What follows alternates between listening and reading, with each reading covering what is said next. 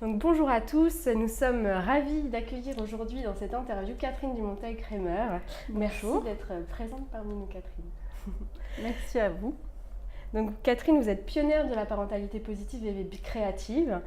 Vous êtes aussi membre fondateur de l'Observatoire pour des violences éducatives ordinaires. Oui. Vous proposez aussi dans l'ensemble de vos pratiques finalement aux parents d'élever leurs enfants autrement. Pour ça, vous avez mis votre carrière au service du lien mère-enfant. Et dans cet esprit, vous avez écrit plusieurs livres. Vous avez fondé le magazine de parentalité PEPS et vous formez des accompagnants et consultants en parentalité dans toute la France. En plus d'être créatif, vous êtes connecté aussi parce que vous proposez du contenu en ligne gratuitement et ouvrez des formations accessibles à tous, parents comme professionnels. Donc vous balayez large et c'est justement ce que j'aime beaucoup chez vous. Parce que vous nous parlez de la grossesse, de la naissance, de la parentalité, de l'instruction, donc il y a vraiment un grand spectre. Et vous abordez le tout orienté vers plus de nature, plus d'amour manifesté, plus d'écoute, de respect de soi et de l'enfant, et aussi tout simplement beaucoup d'authenticité. Voilà. Donc c'est aussi pour ça que nous sommes ravis de vous avoir ce soir. Voilà, donc moi je voulais commencer par vous demander qu'est-ce qui, en quelques mots, je sais que ça ne se résume pas comme ça, mais qu'est-ce qui dans votre propre histoire finalement vous a conduit à vouloir faire autrement et à vouloir passer aux parents d'aujourd'hui cette envie de faire autrement avec leurs enfants?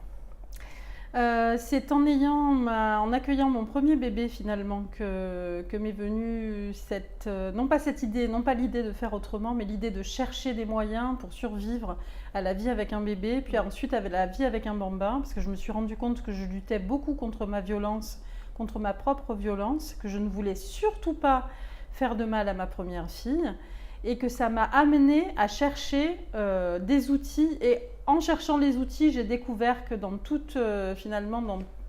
sujet qu'on porte son autrement, sa manière de faire différente.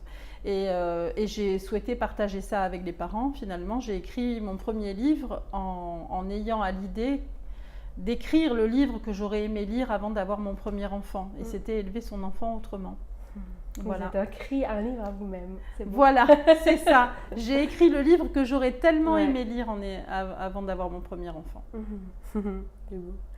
Et dans l'aventure d'une famille, il y a différents acteurs, les parents, les enfants, et chacun a son chemin à faire, son propre chemin d'évolution. Donc on a les enfants qui sont plutôt de ce côté, comme vous dites, d'apprendre finalement le monde et son fonctionnement, et les parents qui apprennent tant bien que mal à devenir parents. Comment on peut favoriser les choses, l'ambiance, la vie, le vivre ensemble pour que ces différents apprentissages qui arrivent en même temps, qui coexistent, puissent être compatibles et que tout le monde avance en même temps? C'est très difficile d'avancer en même temps. C'est même pratiquement impossible. La plupart du temps, on va avancer à nos rythmes très particuliers. Chaque enfant a son rythme propre et chaque parent aussi, parce que finalement, ce qu'on a vu là ce soir, c'est que parfois, le parent qui est au contact de l'enfant plus fréquemment avance beaucoup plus vite dans son travail sur lui-même, dans sa remise en question, dans la recherche d'outils pour accompagner son enfant. L'autre parent est un peu en arrière et c'est important de lui communiquer aussi tout ce travail que l'on fait, d'expliquer, voilà. Mais c'est très difficile de dire qu'on va avancer au même rythme. C'est même, je pense que c'est pas vraiment, comment dire, c'est pas forcément souhaitable et c'est pas une attente à avoir. On peut pas avancer au même rythme. Mais le fait est qu'on a quand même des apprentissages qui coexistent. Mais on a des apprentissages qui coexistent. Et c'est vrai que les enfants et les parents, ce sont des personnes en transformation permanente. À partir du moment où on a des enfants, on se transforme tout le temps à une vitesse assez rapide.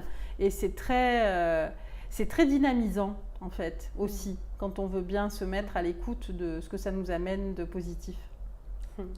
Vous nous disiez ce soir dans la conférence que c'est aussi intéressant, c'était une invitation que vous transmettiez à se poser, si possible, si on en a l'occasion, les questions en amont ou au démarrage pour essayer d'avoir une vision à long terme et que du coup les choix qu'on fasse aille dans cette direction-là. Est-ce que vous voulez dire quelques mots par rapport à ça Ce que je disais pendant la conférence, c'est que je pense que la question à se poser en définitive, c'est plutôt quel adulte je voudrais que mon enfant devienne pour avoir une vision un peu plus détachée des attentes. Parce que tout de suite, quand on a parlé de ça, j'ai une personne qui a parlé des règles qu'elle imaginait poser et non pas de la manière de les poser. Et c'est plutôt sur la façon de poser les limites qu'on pourrait s'interroger avec son partenaire et discuter ainsi de manière à découvrir la manière dont on a été élevé aussi. Ça peut nous amener à ça. Et puis aussi découvrir que finalement notre vision la vision qu'on avait avant d'avoir des enfants, elle va beaucoup évoluer en accueillant des enfants évidemment, forcément. Je rebondis sur ce que vous dites parce que vous disiez que ça révèle aussi notre propre histoire d'enfant, oui. Le beau comme le plus difficile aussi, Oui. et que c'est ça qui nous met énormément à l'épreuve avec Oui. nos enfants. Et en même temps, j'ai beaucoup aimé, vous disiez que effectivement c'est quelque chose qui peut être douloureux, confrontant, parce que ça nous empêche d'être aussi comme on voudrait être avec eux, et en même temps il y a un cadeau dans tout ça. Oui. C'est quoi ce cadeau ? Le cadeau, c'est de se retrouver soi. Enfin, de retrouver sa vitalité, de retrouver sa joie de vivre. On a vraiment on fait un chemin extraordinaire avec nos enfants, époustouflant. Ils mettent le doigt sur nos blessures et en même temps, c'est du temps gagné. On va récupérer, ces blessures vont guérir et petit à petit, on va récupérer notre vie. Moi, je crois que ça vaut le coup de récupérer sa vie quand même. Donc en fait, ils appuient pas vraiment que là où ça fait mal, ils appuient là où ça va nous faire du bien au final aussi. D'une certaine manière. Même si, voilà, d'une certaine manière, absolument. Donc, on est aussi dans une société où on conçoit qu'il est souvent important que l'enfant il obéisse à l'adulte, mais pour son bien à lui, pour qu'il apprenne à vivre en société, voilà, pour son bien. Donc on apprend à obéir, à ne pas déranger, à respecter les limites, voire des fois à se conformer. Par ce que vous dénoncez beaucoup au travers de l'Observatoire, qui est tout ce qui est les violences éducatives ordinaires, mais aussi finalement par des méthodes douces et soi-disant bienveillantes, mais où l'objectif reste le même. Est-ce que vous pouvez nous en dire un petit peu plus sur votre vision à ce propos et sur ce qu'en disent les neurosciences également ? L'obéissance, je crois que c'est quelque chose qu'il va falloir abandonner si on veut faire un accompagnement bienveillant, respectueux des enfants. Un enfant n'est pas voué, n'est pas destiné à l'obéissance. Son objectif de vie n'est pas d'obéir. Obéir, c'est s'exécuter, exécuter les ordres. C'est pas ça qu'on veut d'un enfant. Ce que l'on veut d'un enfant, c'est qu'il se développe, qu'il développe son plein potentiel. Et pour développer son potentiel, justement, il va falloir qu'il comprenne ce qu'on lui demande, pourquoi on le lui demande. Et c'est très simple de mettre ça en lien avec les neurosciences. Les neurosciences disent que lorsqu'un enfant a peur ou lorsqu'il souffre ou lorsqu'il est sous stress, les centres de l'apprentissage sont complètement bloqués. Et comme le sujet de la pose de limite est un sujet d'apprentissage qui concerne le fait d'apprendre le monde et son fonctionnement, ça ne va pas marcher en lui faisant peur ou en lui faisant mal. Ça va fonctionner en lui donnant quelques explications, ça va fonctionner aussi en l'aidant à comprendre qu'il y a vraiment des choses qu'on ne peut pas faire dans la vie pour vivre avec les autres, mais ça ne fonctionnera pas avec de la violence, ordinaire ou pas d'ailleurs. Donc on utilise un petit peu des méthodes qui sont contre-productives au final. Absolument, elles sont complètement contre-productives parce qu'elles conditionnent l'enfant au lieu de faire fonctionner son intelligence et sa créativité. On le conditionne à l'évitement de la punition, de la récompense, enfin pas de la récompense, mais la récompense et la punition, c'est un peu les deux versants d'une même pièce. Voilà, et c'est vrai qu'aujourd'hui on voit souvent aussi apparaître des méthodes, vous y faites référence. L'objectif est la même chose, l'enfant doit faire ce que j'ai décidé qu'il ferait et en même temps je vais utiliser des méthodes douces, on va dire, des méthodes douces. Alors il y a Christine Schul qui parle de douce violence. Moi je pense que c'est un peu de cet ordre-là. L'objectif est aussi à remettre en question. Mon enfant, il doit faire certaines choses, mais il n'a pas à être l'exécutant de ce que je veux seulement. Enfin, c'est vraiment son rôle n'est pas de faire ce que je veux. Et c'est vrai que quelquefois, c'est assez difficile cette question-là avec les parents, mais voilà, les enfants doivent se comporter d'une certaine manière, à pouvoir vivre en société, comme vous le dites si bien, mais ça ne correspond pas forcément à faire ce que moi j'ai décidé et rien d'autre. Oui, c'est un vrai changement de paradigme. Oui. Ok. Et j'avais envie de vous évoquer aussi la question qui est que le fait, souvent quand on parle de parentalité bienveillante, des fois ça fait violence aux parents. Oui. Ça fait violence aux parents parce que des fois il y a des conflits intérieurs, parce que avec leur propre éducation, ou alors avec l'éducation qu'ils ont déjà commencé à mettre en place avec leurs enfants. Et c'est vrai qu'on entend beaucoup dans les témoignages autour de nous, ça entraîne de la culpabilité, voire du découragement, parce qu'il y a un écart entre la théorie et la pratique, entre ce qu'on lit dans les livres et ce qu'on arrive à faire à la maison. Ouais.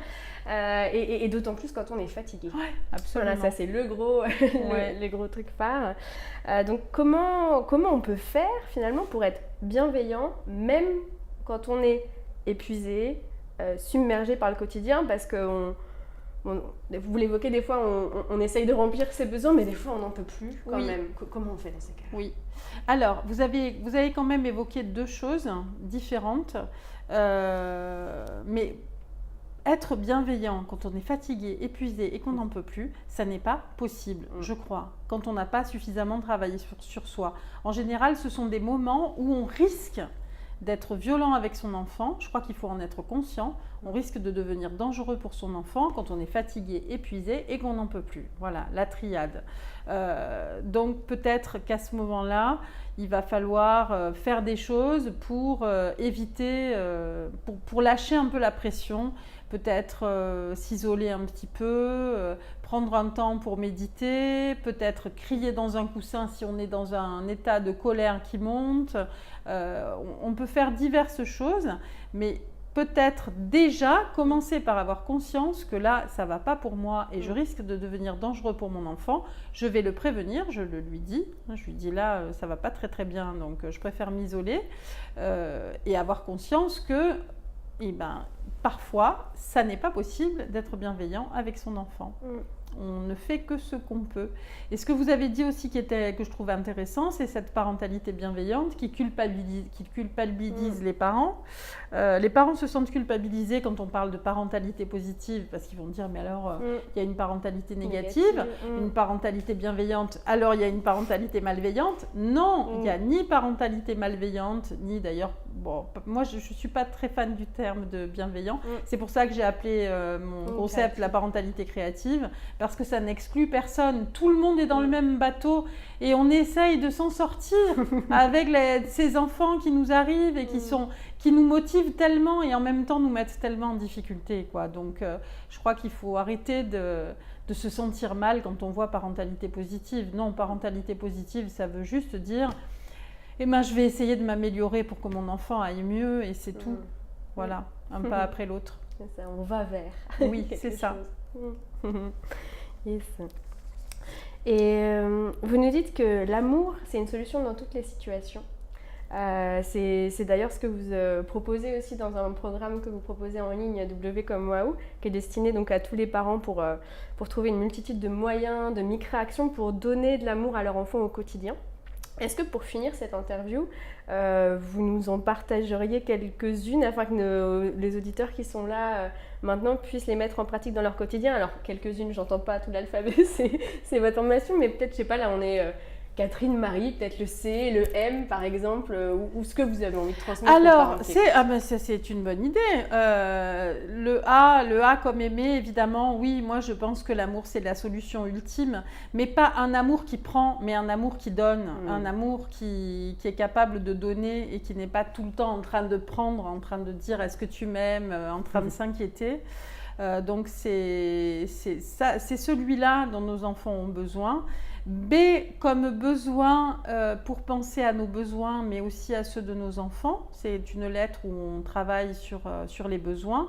Et dans le C, il y a deux thèmes. Il y a la confiance. Comment développer la confiance en soi, essayer de développer son estime de soi. On a besoin de ça en tant que parents, puis de comprendre aussi comment l'estime de soi de nos enfants se construit finalement.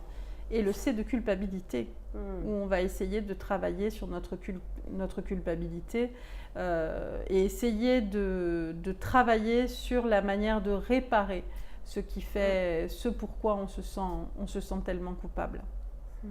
Voilà, merci. Je finirai là-dessus. Merci à vous, Marie. Merci beaucoup de nous avoir livré toute cette richesse pendant cette interview. Merci. Un grand plaisir. Je finirai juste par quelques mots pratiques sur ce que vous proposez. Donc Catherine, vous avez 2 sites principaux. C'est dumonteilcremer.com et parentalitécréative.com. On vous retrouve aussi donc sur Facebook également, dans des formations en ligne, celle qu'on a évoquée, mais une autre aussi pour vivre avec ou sans école. Vous êtes aussi du coup l'auteur de nombreux ouvrages, donc j'en ai pas, pas tout amené ce soir, mais notamment celui-ci, Poser des limites à son enfant. Et je trouve une grosse référence pour les parents, futurs parents, élever son enfant autrement, qui quand même... Ça amène énormément de choses. Voilà, est-ce que vous aviez quelque chose que j'ai oublié de nommer? Non, je vous remercie en tout cas pour cette interview, c'était très agréable. Merci Marie. Avec plaisir.